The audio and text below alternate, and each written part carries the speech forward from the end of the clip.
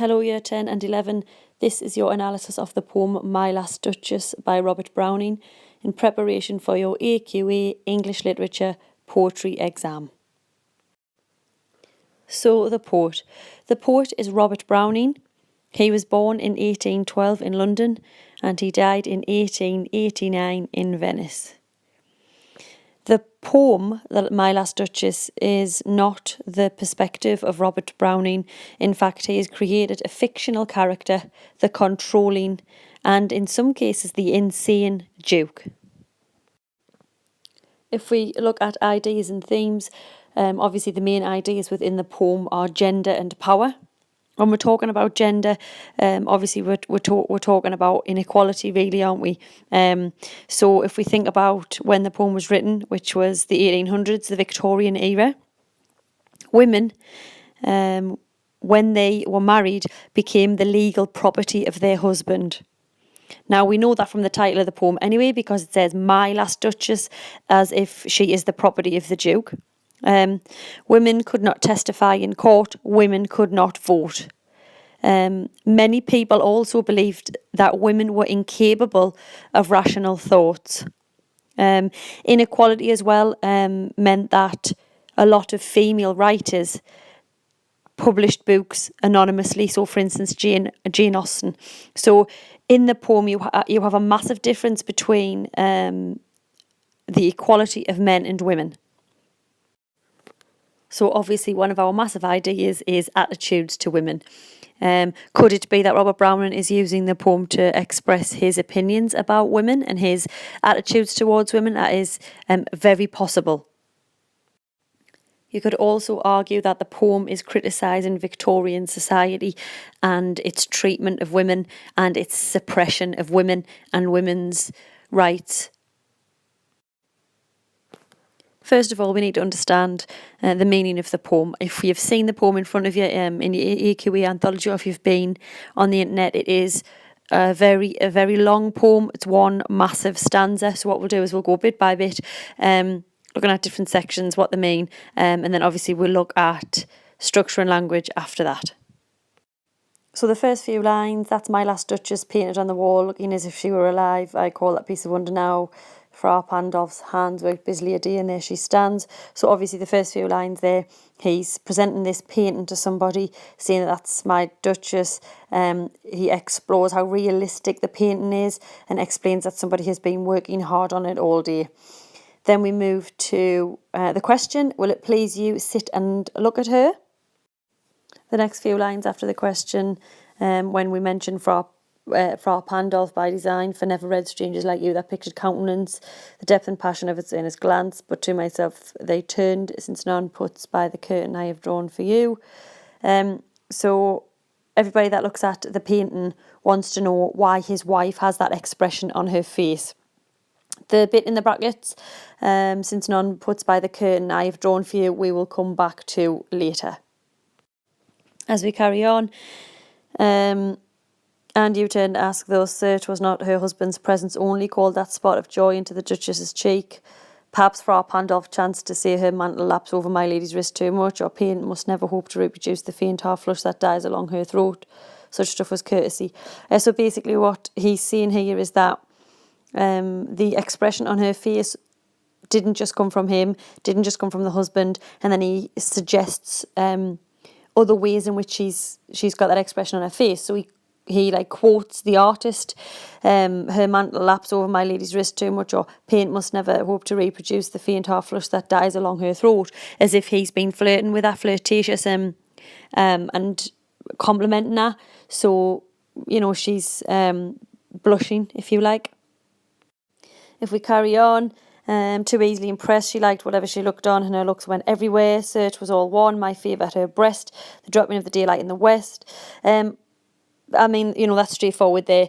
He says that she was impressed by everything. She was impressed by everything that she looked upon, and the effect that her husband had on her and the effect that the sunlight had on her and the cherries were the same. So as it says there, she liked whatever she looked on, and her looks went everywhere. She thanked men, good, but thanked somehow, I know not how, as if she ranked my gift of a 900-year-old name with anybody's gift, who'd stoop to blame this sort of trifling. So, she thanked men, good, but thanked I know not how. The poem changes tone here, and we have that sinister element. So she thanks men, somehow, I know not how. If you notice, you've got the two dashes there surrounding that phrase, that phrase in the sentence there. I know not how. There's undertones there of perhaps something sexual if she's been thanking these men. Don't forget, earlier we were told that she liked everything she looked upon. So is there a suggestion of infidelity here? If we carry on, as if she ranked my gift of a 900-year-old name with anybody's gift. So again, it's this idea that he doesn't feel as though he is cherished by her.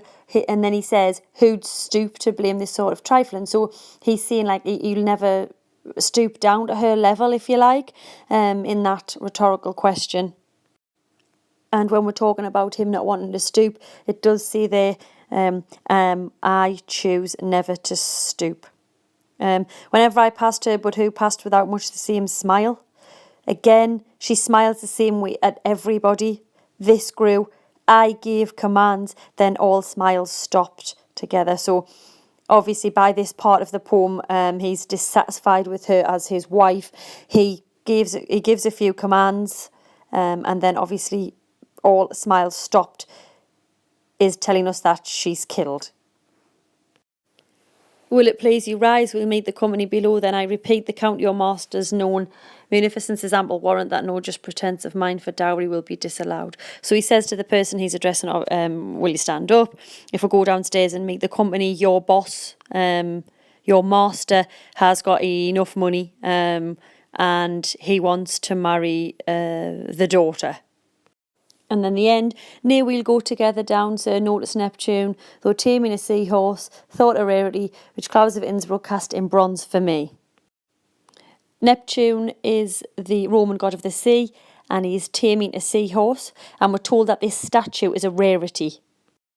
And obviously he shows off this statue. I don't know, we can probably argue that it's much like the painting of the Duchess that he keeps to show people. You know, he keeps this statue. So you don't forget, the Duke here is very proud of his possessions. And remember, because of what we've said about gender and women at the time, he views the Duchess, or he did view her as his possession. And now that she's a painting, she literally is his physical possession. And he controls who views her and what he tells people about her. So it's a very long poem. In basic terms, you have a man who is showing another man a painting of his ex-wife, which is behind a curtain that he has to draw. When he shows him the painting, he says, this is my ex-wife. She's smiling, she's blushing. She's smiling because everything made her happy. He goes on to say that he had to stop the smiling. He says he wants to go and meet this man's boss because he wants to marry his daughter. So other than gender and inequality, we have the theme of power. There's two different types of power happening throughout the poem. Political power, because he gives out commands, and he says that he gives out commands. And then there's domestic power, obviously, the power that he exerts and feels he has over his wife. Or his ex-wife, sorry. We'll now move on to our analysis of language. Don't forget, because it's quite a long poem, to pause the video if you need to make notes, rewind it, etc., in order to keep up. I do have a tendency sometimes of talking very fast, okay? Okay, when we're talking about language, obviously the first thing we need to look at from the title and from the very first line is the pronoun my, okay? I'm just trying to circle it there, but scribbled over, sorry, that's my bad animation. So the pronoun my, the personal pronoun my in the title and in the opening line of the poem shows us that he views his wife, his ex-wife, as his possession. She belongs to him. Remember, that links us to the context of the poem, Victorian society, where women became the property of their husbands when they were married. It also links to the idea that she is now a painting. So there's a double meaning there, because when she was alive, he felt like he was in control of her. She was the possession. And now that she's a painting on the wall, once again, he undoubtedly controls her. As we carry on, looking as if she were alive. So remember, it's the idea that the painting is so realistic that it looks like she's alive. He's wanted, obviously, it's almost as if he's wanted to remember her, possibly at her prettiest, if you like. I call that piece a wonder now. Now look at the word now. It's all by itself in between a comma and a colon. Now that suggests that he thinks the artwork is wonderful now. Therefore, the suggestion is that when she was alive, because he ended up getting so sick of her, he viewed her negatively.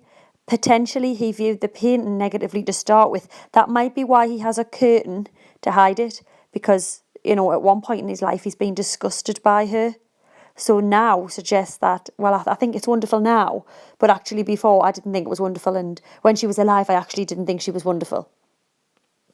If we carry on and we look at the artist's name, which is Fra Pandolf, Fra actually means brother. So the implication there is that potentially it is a religious person, perhaps a monk, that has painted his ex-wife. Now, later on when we hear that he could have been giving her compliments, you could argue that is just the paranoia of the Duke. Remember, is your interpretation as to whether the Duchess has been looking at other men, has cheated, if you like, or your interpretation is that actually she hasn't. She's smiling at people because she's a happy person, and it's his jealousy and insecurities that take over. Remember, in poetry, as long as you support your interpretation, you will be absolutely fine. Okay, so you need to decide, obviously, which interpretation you think best fits the Duke. If we just return to pronouns again, worked busily a day, and there she stands. Look at her. He refers to the Duchess in almost a detached way. We never hear her name. It's Duchess, it's she, it's her. This detachment solidifies the idea that he didn't love her by the end, that there's no personal connection. It's another suggestion that she can be replaced, because remember, he's trying to marry someone else now, isn't he? So the her and the she and the Duchess, it's quite cold. He's detached. He doesn't love her anymore, especially if he's had her murdered. So we get that link through pronoun. The rhetorical question, will it please you? Sit and look at her. Again, it's this idea that a lot of men have been impressed by her, which we have that theme all the way through. So again, is this the insecurity of the Duke? Will it please you to sit and look at her? Almost as if everybody else looks at her, why don't you? Kind of thing. I don't know if there's an aggressive tone behind it. Again, it's interpretation. Will it please you? Sit and look at her. Clearly she must be an attractive woman if a lot of men are showing her attention in this way. As I said earlier when we were doing meaning, we hear about the expression that is on her face, about the depth and the passion of its earnest glance. But to myself they turned, since none puts by the curtain I have drawn for you but I. Important. Now look at it is isolated from the rest of the text through brackets. Our grade 8 and our grade 9 will have to mention punctuation in this poem because it is hugely important what Robert Browning does. So if we have a look at this isolated section, none puts by the curtain I have drawn for you, but I. Now, all of a sudden, he directly addresses the Duchess through the direct pronoun you, as if he's talking to her, as if he's annoyed. Nobody looks at you until I decide. And all of a sudden, what we have again is that controlling and obsessive theme, that jealous theme.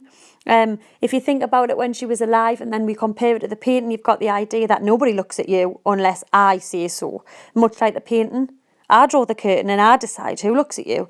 So again, we're going back to that theme of he controls her, he controls the painting, the inequality of men and women. We have a very possessive man here, don't we? If you look at that, I do think there's a change in tone there. None puts by the curtain I have drawn for you. The bracket segregates it. I don't know, is that because it's a more violent thought? Because the Duke is jealous here? There's definitely a tone of jealousy. The poem advances and we hear about the glance that is on her face. How such a glance came there. Not the first are you to turn and ask thus, so it was not her husband's presence only. So he says, it wasn't just me that made her smile like that. There you have a suggestion, because remember it is interpretation, that perhaps she has not been faithful. Again, it's interpretation, it is up to you. So the idea that she smiles at other people, called that spot of joy into the Duchess's cheek. Metaphor, look at that metaphor. It's almost as if the joy is embroiled on her face. So we have this painting, remember, where she's smiling and she's got an expression where she's blushing a little bit, and it almost sets off his rage. Well, it wasn't just me that made her smile like that. So again, you can argue that perhaps she has been dishonest in some way, perhaps. If we come back to the word perhaps, actually, we then hear him surmising as to what the artist could have said. So he's already started off this jealous streak when he talks about the curtain, and then he starts to think of ways that the artist will have complimented her. So we hear her mantle lapse. Her mantle laps over my lady's wrist too much, or paint must never hope to reproduce the faint half flush that dies along her throat. So is it the suggestion that the artist has said, oh, if you show a little bit more skin, or, give her a compliment about her cheeks blushing. And naturally, the most powerful and emotive word there is dies, because that is what happens to her, dies along her throat. Again, if we're talking interpretation, you could argue that might be how she was killed. She might have been strangled. Perhaps she's had her throat slit, although that is extremely violent. But there is suggestion there about how she's died. So the idea of the paint and the compliment could be metaphorical for her death. But then again, we have a suggestion that she's naive and quite innocent when we hear such stuff was courtesy, she thought. So perhaps she is naive and innocent and she thinks that all these compliments are just people being nice, whereas obviously the Duke does not take it in that manner. He takes it as flirtation, he takes it as something quite sexual. She had a heart, how shall I say, too soon made glad. Again, we have this question as if you could argue that his build-up of questions is him questioning the relationship, questioning her love for him, questioning his own love for her, which obviously we know quite quickly runs out. Too soon made glad. Again, we'll have the dash before that with a comma afterwards. So it's isolated. And these isolated phrases tell us quite a lot. Too soon made glad. Again, she was made happy very quickly. I've said it a million times when we're talking interpretation, is it that she's too quick to be pleased by other people, too quick to be pleased by compliments, too quick to be pleased by other men? Or, as I said before, is she just a naive woman? But that links us to too easily impressed. She liked whatever she looked on, and her looks went everywhere. And I think that is where the poem really takes on this sinister tone. Okay, too easily impressed. She liked whatever she looked on. So basically this girl likes everything. Now, it's up to you whether you think he's meaning men there, compliments. Again, it's up to you. But he gets jealous that she is impressed by others, that she is impressed by nature. And that is where the link that I said at the start, we can argue that he could possibly be insane. As we carry on, we have quite a romantic image of the Duchess in the orchard with the white mule she rode round the terrace. This idea that you've got a Duchess on a white horse. It's quite a romanticised image of her. Would draw from her a like the approving speech, or blush at least. She thanked men good, but thanked somehow, I know not how. So again, we've got this quite sinister, dark tone coming back again. When we hear that she thanks men good. Look at that adjective, good. She thanks them good, I know not how. So he's quick to jump to the assumption that she's thanked them well, but he doesn't know how she's thanked them. Now, if we again look at the dashes there, surrounding I know not how, we have another, again, it's just implication that she is doing something that he does not agree with. Again, is it the idea that she's cheating? Is she doing something that she shouldn't be doing? I don't know. Or is it just this jealous Duke? And then his jealousy really kicks in, as if she ranked my gift of a 900-year-old name with anybody's gift. So obviously she's married him and he's bestowed his name upon her. And he thinks that she should be extremely grateful for his name. But actually, he thinks she treats it the same way as any other gift she receives. Again, it's the idea that he doesn't quite feel he's being treated the way that he believes he should, if you like. I hope that makes sense. Interestingly, though, we are told that the Duke is dishonest, which I have not, because if you look at the line, even had you skill in speech, which I have not, to make your will. So what he's saying is he's not skilled in talking. It's implication that he tells barefaced lies. So when he's telling us this little story about his ex-wife, is it true? Once again, the reader's left questioning, is she unfaithful, or is he insane? Are we taking his word for it? It leaves us in the dark a little bit. Therein lies one of the wonderful things about the poem, that we are left to guess and left to interpret what has actually happened in their relationship. And the irony there of him telling us that he can't speak very well is that, look at the poem, it is one massive story or rant, whichever you take as your interpretation, where he's explaining what's happened, explaining the painting, explaining the expression on the painting, explaining that he wants to marry someone else, telling us about this statue. So there's a little bit of an irony in there.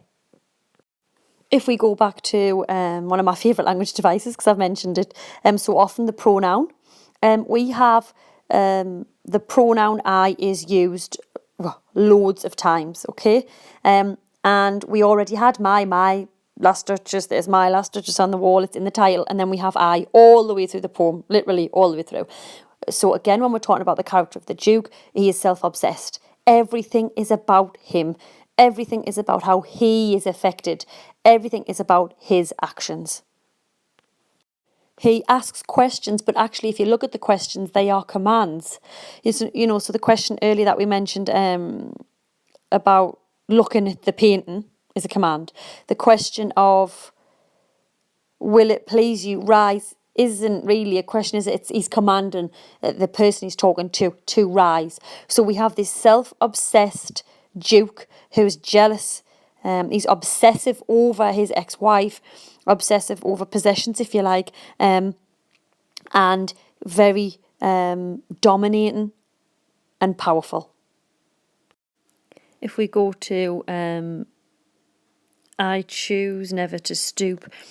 So in his eyes, or from his perspective, her stooping to the courtesy and politeness of others is one of his real issues with her, one of the things that has obviously made him jealous. And assonance is used there. Okay, assonance, ASSONANCE. Assonance is vowel sounds repeated, so you've got the repeated O's. I choose never to stoop. And this shows us how important he thinks he is. He never stoops to others. He never shows courtesy and friendliness to others because he is this powerful, dominant man. Obviously, these her being pleased with other people carried on when we hear this grew. And then we have the very sinister and the very chilling sentence of I gave commands. Again, it is isolated through 2 semicolons. Okay. We see that he is cold and calculating through monosyllabic words. Yeah, some of the monosyllabic means that some of the words have 1 syllable. Okay, so when he uses these monosyllabic words, it expresses his frustration and how he is sick of her by now. I gave commands shows his power, shows how powerful he is. We start to think, has he had her murdered, which is the conclusion we do come to. He has had her killed. So that shows us how powerful he is. Then all smiles stopped together. Again, we have the implication of murder. We have this chilling, calculating Duke who controls her. Now, not only does he control her by obviously ending her life, but he controls the person he's speaking to, which I did mention earlier when he says, will it please you rise? It's a question, actually it's a command. Okay, so all in all in that little section there about I gave commands, her smile stopped, will it please you to rise? The simplicity and lack of emotion in his words is what frightens us the most.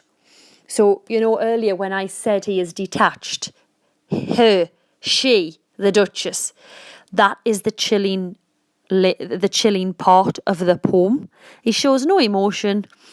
He's not really bothered about the fact that he's had his ex-wife murdered, and that therein lies the idea that he could be insane. At the end of the poem, we hear how obviously he wants to go downstairs to meet this master because he wants to marry the daughter. It suggests that he's not interested in the dowry, the money, and obviously their wealth. But again, that's interpretation. Does he want to marry this person because of her father's power, her father's wealth, and obviously the wealth that she'll have? Again, that is up to you. The end of the poem then. So let's have a look. If you look at starting is my object, near we'll go. It refers to his potential new wife, doesn't it? My object. So he's got rid of one wife who he's tried to control, and he's just going to replace her with another one. Again, because of gender roles at the time, it's almost a foreshadowing, isn't it, that he'll control her as well. My object. Again, look at the pronoun my object. It's as if she is a possession. Near we'll go together down, sir. Notice Neptune, though taming a seahorse, thought a rarity. Now, isn't that interesting that the statue is the powerful Neptune, the god, who is taming a seahorse? Now, I think that is something important. It is an important image because taming suggests to control. Now, what we have there is a parallel. Neptune, the powerful god, is obviously the Duke in this poem. The seahorse is the tamed seahorse, is one of 2 people. The ex-wife who has been tamed and then killed, and the potential new wife who, again, he's probably going to control. We can't surmise that he's going to kill her, but he's going to try and control her, much like he did his ex-wife. So I do think that is an interesting image because it refers once again to control. So to the Duke, the seahorse is a symbol of women at the time, women in his life who are objects that need to be tamed. He has to control them. Okay, form and structure. The poem is a dramatic monologue. A dramatic monologue is one speaker revealing their thoughts. So obviously for us that is the Duke, who is recounting a meeting with a man where he shows him the painting, explains about his wife's expression, talks about wanting to marry the daughter. So we get the Duke's thoughts at first hand, yes? So the form of the poem, you cannot miss this in any answer on your AQA Lit exam. It is a monologue, a dramatic monologue, okay? Make sure you check the spelling of that so we can get these things right in the exam. A little bit more detail. The Duke is polite, sophisticated and controlled in his speech. And that is where the chilling link lies, because he's so controlled in the way he speaks. Even though he says, remember, ironically, that he doesn't know how to speak, he's so controlled and he's so sophisticated that, and he's so detached from what's happened, that it scares us a little bit more, that he doesn't feel any empathy, he doesn't feel any emotion about what has happened. The fact that he is so controlled in his speech is a mirror image of the control he likes to take in life with his women, with his possessions, okay? The language he uses, the repetition of I and my, and the structure of just this one solitary stanza helps us to gain an insight into his persona. I mean, remember, this is interpretation, so why does he use one stanza? It's this idea of self-obsession where he's just talking about himself and his thoughts and what's happened to him and what he wants. Yes, it shows us his power, his dominance, that he controls everything. The person he's addressing doesn't speak, doesn't get a chance to speak. The elevated language he sometimes uses, like countenance and things like that, show us, again, his power, the superiority, I can't get that word, sorry, superiority, you know what I mean, superior with ITY on the end, I can't see it, sorry, he feels over the person he is addressing, and the same, which we'll try again, superiority, I was close, that he feels over the women in his life. And this elevated language is because he knows he's powerful, and he's just, I suppose, expressing it in another way. And as I said earlier, there's no stanza breaks. He speaks for 56 lines without being interrupted, and it shows us this the selfishness, self-centered. He likes the sound of his own voice. He doesn't give other people a chance because he's so powerful and because he likes to control everything, even conversation. The use of heroic rhyming couplets gives the poem a controlled, restrained feeling and tone that lies just under the surface of the poem. And again, that is symbolic of his personality, this controlling personality that he has. I can't say the next word, as I'm sure you've gathered, but enjambment, I'm going to say. If not, I suppose the common way for me to say it is enjambment. As long as you spell it right. A lot of people spell that wrong in exams. Look, it's MBM. Please spell it right. So the enjambment, the run-on lines, allow his speech, his monologue to go uninterrupted. And therefore, what you have there is it almost mimics natural speech. But again, it's this idea where he doesn't stop. He doesn't stop to be interrupted. He needs to tell this story about himself. I think in some places as well, it adds quite a fast pace to what he's telling, which could shock the person he's speaking to, I suppose, if they are clearly understanding what story's being told. I did say earlier that punctuation was really important, and it is. If you look at the brackets, the dashes, the rhetorical questions, when he quotes other people, what you have there is a character who is very calculating. He is putting words into the mouths of other people. He is stopping and starting. He is choosing when to use long flowing sentences, when to use short, sharp sentences. He's very calculated. And as I said at the top, he controls his speech. He controls what he's going to say, what information he's going to give away. And remember, importantly, it's never an emotion. He never gives away a single emotion, which should strike us as odd considering he's just murdered his ex-wife. The long multi-clausal sentences and unusual word order such as I know not how show off his education and his arrogance when he's speaking. He sounds conceited, he sounds pompous. In simpler terms, he sounds like a snob, which we know he is, especially in the line when he's talking about I gave her my name. She should have ranked it above any other gift she'd received. So just a final commentary for you. The poem is able to explore sex, violence and aesthetics. And they're all obviously entangled together, which is complicating and confusing for the reader because we have to piece together the story. Basically, the Duchess has been punished for her natural sexuality. Okay? The Duke is paranoid, as we know. We get the impression that he's jealous and quite obsessive over her. Overall, My Last Duchess engages the reader on a psychological level. Because we only hear the Duke's musings and the Duke's story, we have to piece together everything else. Therefore, Browning forces us to become involved in the poem in order to understand it and work out the meaning. It forces us to question our responses to the Duke and our response to the relationship of the Duke and the Duchess, our response to her. Is she innocent, naive, or has she perhaps been acting in a way that he did not like? The aspect of the poem that dominates, I suppose, the most is the horror of her death. She's been murdered, but the flip side of that is that he describes it in such a detached manner, as if he doesn't care.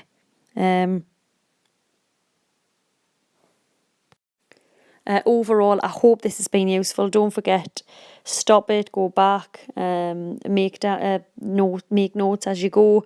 I apologise for not being able to pronounce superiority, way, and enjambment. But all the notes are there. Obviously, go back and stop and start and make notes, because I know sometimes I talk quickly. And good luck in your poetry exam.